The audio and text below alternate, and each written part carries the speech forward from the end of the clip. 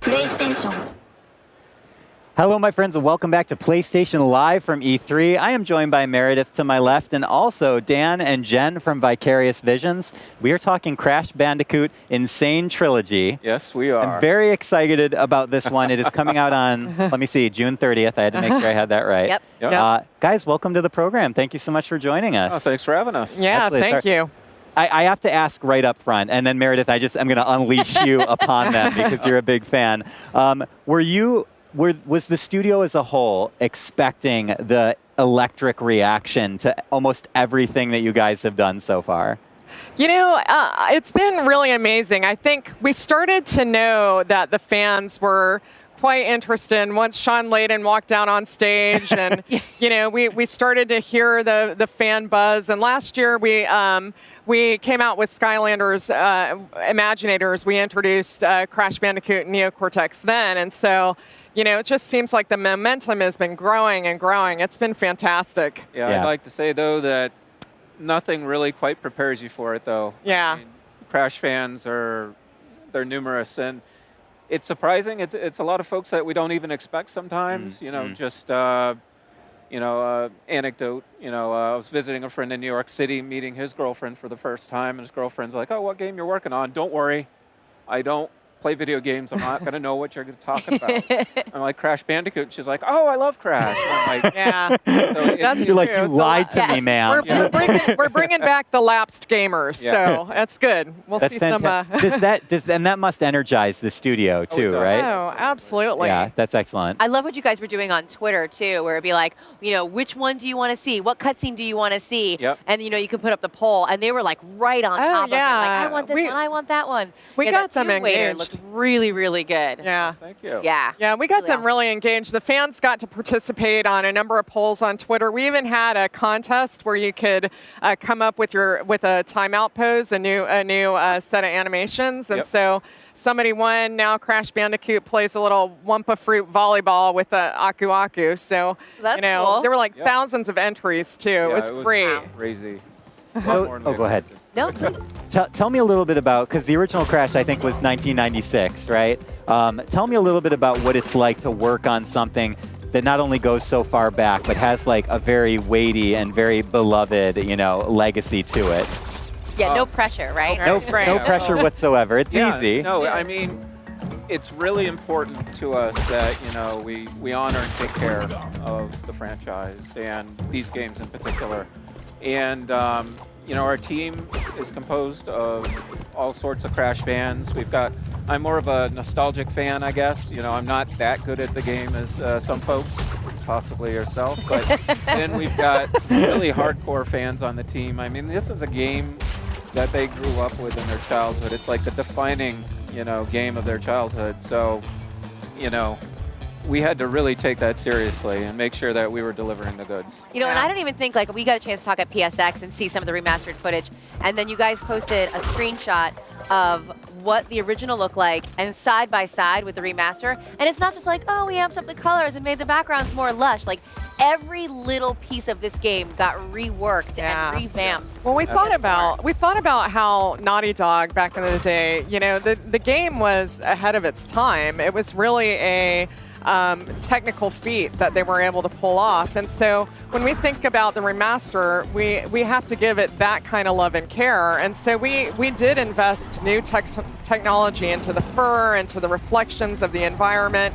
you know, really trying to push the boundaries in the same way that Naughty Dog did back in the day. Now, this is the Sane Trilogy, so we've got all three of them being remastered. Did you guys work one at a time, or did you kind of like tackle everything at once so they would all look similar? Yeah, so we actually did develop them in order, 1, 2, and then 3. Oh, really? So when we revealed at PSX, we actually were just starting in on the second game. Oh, wow. So, I mean, you know, what it allowed us to do is basically, and it's kind of how they developed it too, you take lessons from the first game and bring it to the second game and then the third game, so you're building that momentum within the team itself. But we have the benefit of 20 years of hindsight. So, you know, when we were designing the first game, we already knew that there were some things that we wanted to take from the second and third game and bring it back into the first game. So, we tried to make sure they still felt cohesive, even though we were developing them one at a time. You're going to just get to the end of the third one and be like, you know what, we got to double back again and do more on the first one again. There was definitely some lessons learned, even from the Naughty Dog side. I think that we took back, you know, certainly mechanically the way it felt. You know, we wanted to bring the best of what was there all the way through the earlier games. So. And I don't. Good. Oh, sorry. And I don't think people even expected it to look this good. I think that's one of the most fun reactions that I see in the community is people being like, "Oh yeah, they're remastering Crash, cool," and then they see the footage and they're like, "Oh my god, yeah, are you serious?" Yep. There was so much care in the soundtrack, and you guys even got some of the original actors to come back and do the voices. Yep. Absolutely. I don't think anyone expected that. Yeah. When we could, we got them back, and when we couldn't, we made sure to get actors who had actually done work with the franchise so that they were familiar with it. Well, like you said, these are, you know, this is such an iconic franchise. People are very, you know, we had to honor the memory of it, you know. People would catch everything. I mean, I got people sending me tweets about, you know, that Wumpa Fruit collection sound, not quite right. Can you? Oh my gosh, really? Yeah. So, harsh critics out there. You're going to find them everywhere. Yeah. Right. Wait, can you tell us a little bit about, as you guys are working through all three of these games, when were the moments where you used modern design and philosophy to kind of help push something that was classic forward a bit? Right. So I think one of the key areas, and Jen can speak to this, is kind of accessibility. We wanted to make sure that we had systems that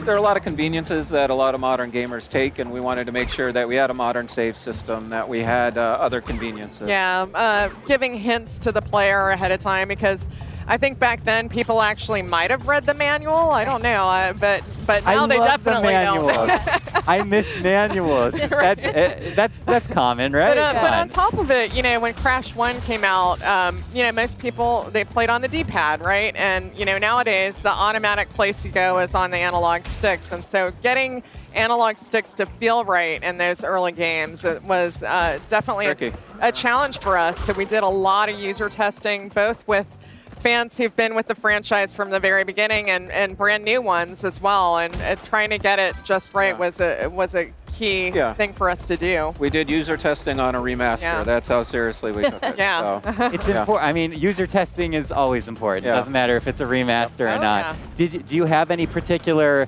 parts of the game that you guys really just like had a blast working on? Oh, absolutely. I think even though it was daunting, one of the team's favorite areas to work on were death animations. I think that's where really a lot of Crash and now Coco's, you know, personality starts to shine through. And yeah, there are so many different ways to kill Crash in this game. And I think Crash, at least himself, has over 100 death animations in the game.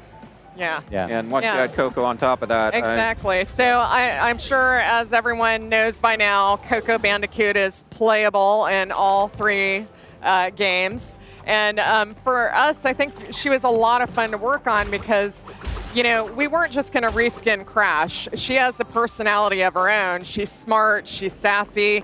She's got a little bit of attitude as well, but in a different way. And so she really doesn't like to lose. She has a camera phone. Yeah, she's got a camera phone. She has to do selfies. She's a modern worker. Exactly. So we, you know, the team was able to have a ton of fun just creating all new death animations and, you know, just fun things around Coco and creating that personality. You guys created specifically, like, totally outside the box from the original that you were like, you know what, we want to do something completely new and add it in, or did you try and really stay with what the, you know, setup was originally? Well, our major goal was to really just deliver, you know, the nostalgia and the feeling of the originals. But, you know, Coco, I think, is one of those large features that the team was just super passionate about.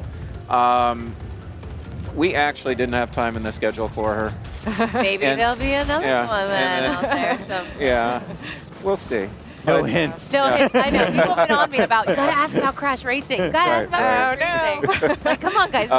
Enjoy the first three. Let's take a minute. You're not the only one who asked that. But outside of that, I think the other thing that we were really excited about, even though it was in the original game, was time trials in the third game. Oh, yeah. Now, we said, you know, we've got to build this, so why not have it in all 3 games. Cool. So now there are 80 plus levels of time trials for, you know, especially our hardcore fans to compete on.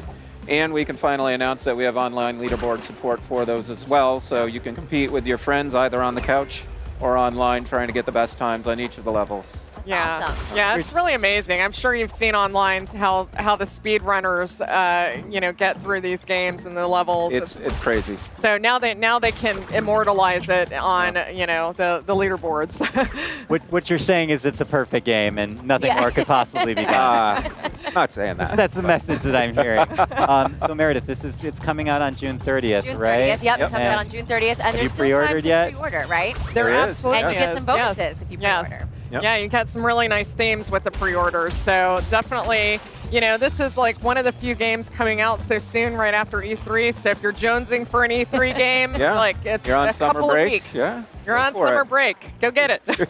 when you're riddled with anticipation after seeing all the press conferences, Right. you just have to go. Uh-huh. Well, we're running low on time, so any final messages for Crash fans or other folks that are watching at home?